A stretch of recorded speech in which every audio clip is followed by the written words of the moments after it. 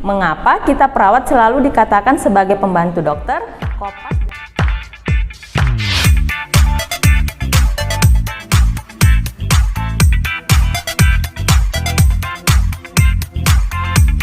Warahmatullahi wabarakatuh. Halo Nurse Mapper, Nurse Media Perawat. Salam kenal Nurse, nama saya Ervika Anggami Vitasari, biasa dipanggil Vika. Saya adalah bagian dari tim Media Perawat. Nah, pada video kali ini saya akan menjawab Q&A dari teman-teman yang sudah mengirimkan pertanyaannya ke IG Story Media Perawat. Terima kasih untuk teman-teman yang sudah ikut ngeramein IG Story kami. Tapi sorry nih, nggak semua pertanyaannya bisa kita jawab di video kali ini. Nah, supaya nggak ketinggalan, teman-teman jangan lupa untuk subscribe YouTube Media Perawat, oke? Dan jangan lupa juga untuk like dan komen di postingan video ini supaya kita bisa lebih interaktif untuk sharing apapun tentang perawat.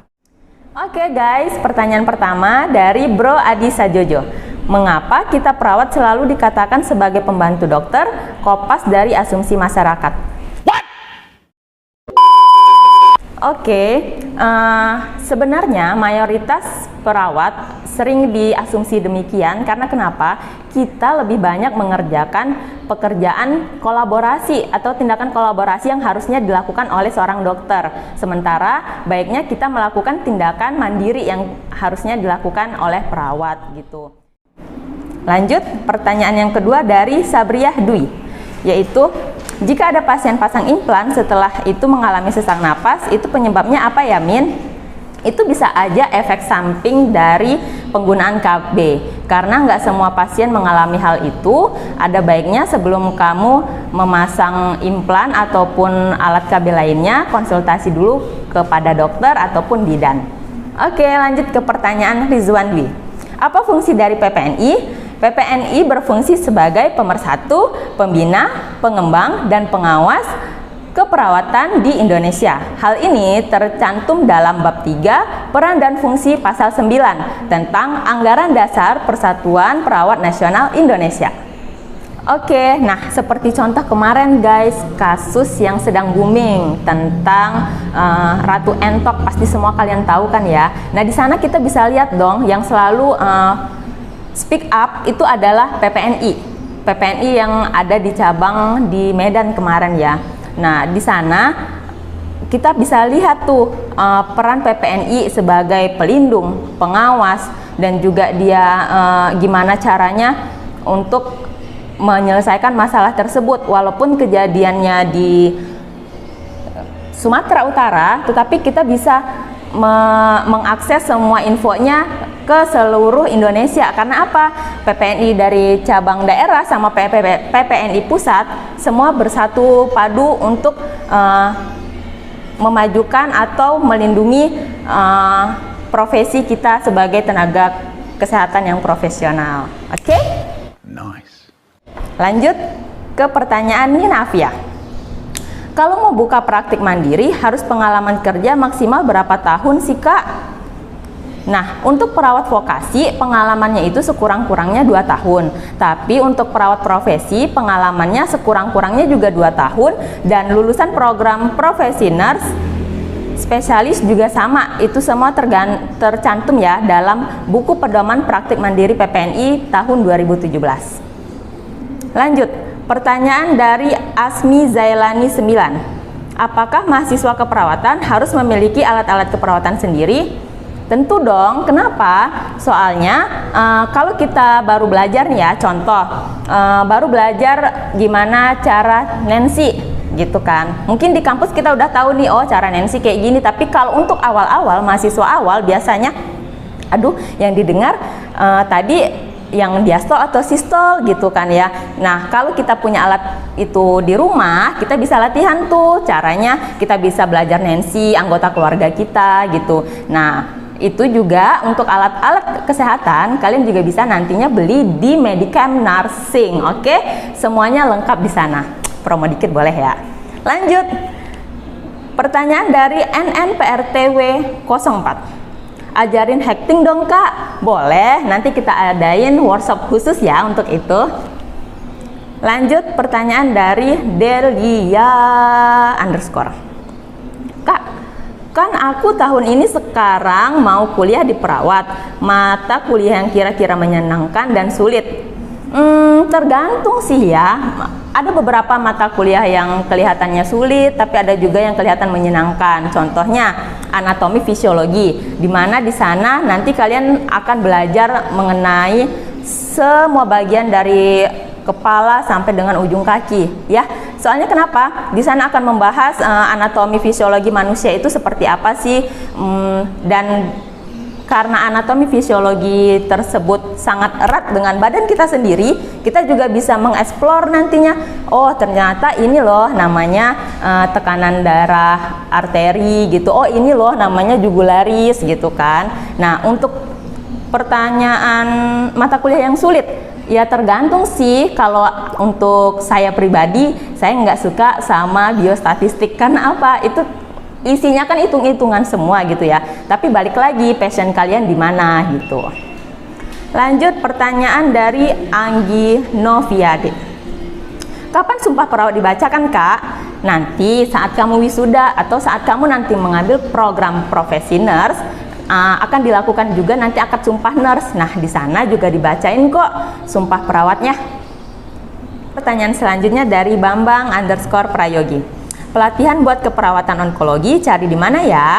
Nah, teman-teman bisa cari nanti info resminya ada di website perawat onkologi, linknya ada di bawah ini. Oke? Atau cari info lain di media sosial. Di Instagram sekarang udah banyak ya akun-akun yang memfasilitasi untuk para mahasiswa keperawatan, para profesi nurse, dan lain-lain. Kita lanjut ke pertanyaan dari Imar Habiatul. Kasih tips dong Min, biar cepet bisa kalau kerja di ICU. Soalnya kan ICU beda banget sama ranap biasa. Tipsnya gampang, yaitu mau belajar lebih dalam dan sungguh-sungguh, dan juga jangan lupa banyak bertanya, terutama sama perawat senior di ICU-nya. Menurut saya ya, pengalaman pribadi, perawat-perawat ICU itu mereka sangat care loh dan mau berbagi ilmu gitu. Kalaupun ada yang nggak kita ngerti, mereka mau kok ngajarin, asalkan kita bertanya. Kalau nggak tahu, jangan diam aja. Nah, selain itu juga kita harus menguasai nih pelajaran seperti interpretasi EKG, interpretasi AGD, terus mesin infus pump, syring pump, mesin ventilator, kayak gitu. Vina Nur, judul KTI yang menyangkut hipertensi atau diabetes di desa. Banyak ya untuk judul KTI dari orang-orang sebelumnya, bisa kita akses. Sekarang pokoknya udah gampang banget selama kita punya kuota internet ya, ataupun wifi di rumah gitu kan. Kalian bisa cari nanti di Google Scholar biasanya. Di sana banyak skripsi-skripsi dari mahasiswa ataupun profesi perawat yang lainnya untuk dijadikan referensi atau sumber. Oke, lanjut ya, pertanyaan dari Randy Fernande P. Apa manfaat dan kegunaan dari exit exam setelah UPOM? Nah, ada beberapa manfaat nih. Di antaranya yang poin pentingnya nih, mahasiswa mendapatkan jaminan dari kampus bahwa mereka itu dijamin kompeten sebelum mendapatkan surat keterangan lulus atau ijazah. Kemudian mahasiswa juga selama belum kompeten, mahasiswa masih menjadi tanggung jawab kampus, dan juga nanti akan timbul kerjasama yang saling menguntungkan antara sivitas akademika di sebuah kampus. Nah, terus standar kualitas sebuah kampus akan menjadi lebih baik, karena jika mahasiswa banyak yang tidak kompeten, maka harga diri kampus akan tercoreng, akreditasi pun akan turun. Oke? Dari Arniang SH. Oke? Oke. Agak susah namanya ya. Pertanyaannya adalah, Kak, untuk jadi perawat bedah susah ya kira-kira? Enggak ada yang susah kalau kita mau belajar, oke? semua berasa susah karena apa? Karena kita belum mencoba dan kita belum belajar untuk memahami apa yang ingin kita kuasai. Kalau kamu pengen jadi perawat bedah, kamu harus belajar mengenai kamar bedah itu bagaimana, fungsi dan peran-peran perawat bedah itu seperti apa. Nah, kamu bisa mengikuti pelatihan, seminar, ataupun workshop tentang keperawatan bedah. Oke? Lanjut. Pertanyaan dari Khobirul_Halim. Min, tips buat yang baru kuliah keperawatan dong Min. Cie, maba nih ya. Oke, tips kuliahnya apa ya? Nikmati ya. Nikmati setiap prosesnya.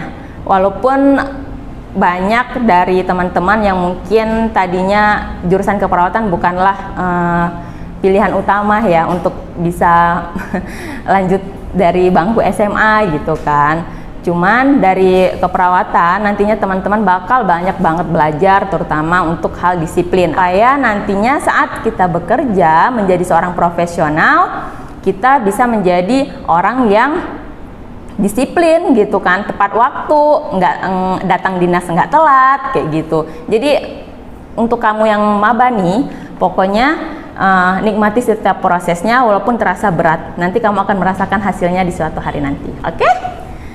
Lanjut ya.